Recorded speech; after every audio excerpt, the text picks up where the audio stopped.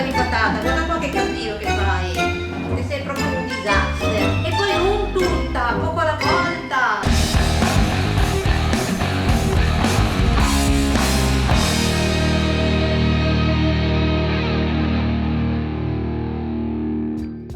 Ciao a tutti e benvenuti sul nostro nuovo canale YouTube. Io sono Ivan E io sono Ari e vi accompagneremo da ora in poi in questa nostra lunga camminata alla ricerca di nuove ricette. con oggi incominciamo, visto che io sono un golosone, con una torta che si chiama torta sabbiosa. Eravamo a Bobbio, siamo entrati in questo bel negozio, abbiamo visto questa che era una torta sabbiosa che non conoscevamo, non avevamo mai visto assolutamente. Ci siamo informati, abbiamo letto qualche ricetta e l'abbiamo provata. Una volta provata abbiamo scoperto che è buonissima, è molto semplice da fare. È molto semplice, infatti viene chiamata anche la ricetta dei tre. 3 etti di zucchero, 3 etti di burro, 3 etti di fecola, 3 uova.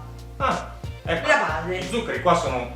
Sono due tipi, però 3 uno etti, può perché hai fatto un perché etto a e me mezzo, piace un di etto più e lo mezzo. zucchero di canna, quindi ho detto, facciamo metà e metà, o anche tutto grezzo va benissimo.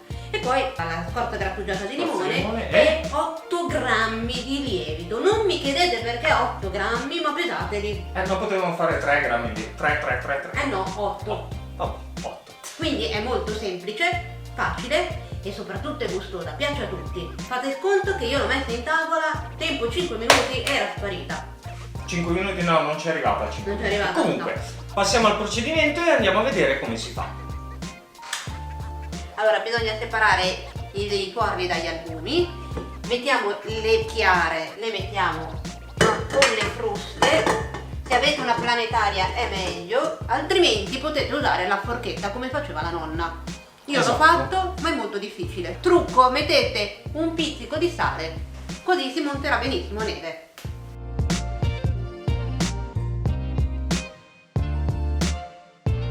Ora si sono montate benissimo e la mettiamo da parte in una ciotola perché ci servirà alla fine della ricetta. Preso, messo da parte, teniamo la spatolina carina. Ora mettiamo i due tipi di zucchero, oppure come ho detto prima a preferenza potete usare o uno o l'altro, comunque è importante che siano 300 grammi. E poi 300 grammi di burro, tutti insieme.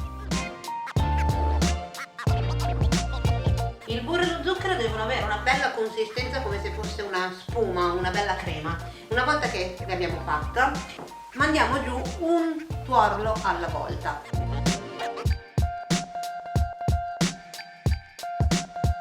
È l'ora della fecola di patate. Questi sono 300 grammi, vi ricordo, e 8 grammi di lievito, mi raccomando, e la scorza di un limone grattugiata. Adesso andrò prima a mettere la fecola di patate un cucchiaio alla volta. Il lievito e la scorza. Gli impasti sono pronti. Il nostro impasto è bellissimo. Ora bisogna mettere il bianco dell'uovo montato a neve all'interno del nostro composto, che lo farà Ivan. No vabbè, ma prima la fecola di patata, guarda qua che casino che fai, che sei proprio un disastro. E poi non tutta, poco alla volta. Vabbè. Mamma mia. E adesso bisogna girare dal basso verso l'alto, dal basso verso l'alto. Vedi cosa succede se ne metti tutta? Poco alla volta. Adesso te la fai tu, signorino. Dal basso verso l'alto. Metti la cera, togli la cera. Un po' è quello il metodo. Allora, una volta incorporato, Dobbiamo accendere il forno a 180 gradi, potete usare, io uso la funzionalità statica, potete anche usare il forno ventilato ma dovrà stare dentro meno. quanto tempo di cottura? Deve stare 45 minuti. Quindi fra un'oretta si mangia. Eh no, perché deve raffreddare, assolutamente, questa è una torta che deve essere mangiata fredda, perché se si mangia calda si sbriciola tutta e non è il caso. Ma io c'ho fame. Aspetti stasera, Gioia. Non ho fatto merenda. Vabbè, pazienza. Adesso prepariamo la teglia e mettiamo dentro la nostra torta. Ora abbiamo foderato la nostra teglia In fondo abbiamo messo la carta da forno e intorno un po' di burro con la farina, come al solito. Ora Ivan, non fare disastri, ti prego. Vabbè, io te lo tengo, fai tu, va?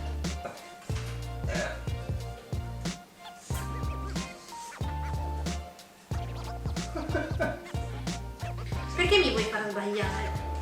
Non so che aspetto solo quello. Qual è la parte divertente? Ora la spalmiamo bene tutta intorno. La sbatti non fai prima. Cioè, non sul coso di vetro qua, però. Appunto, ti sei risposto da solo. Ah, ok.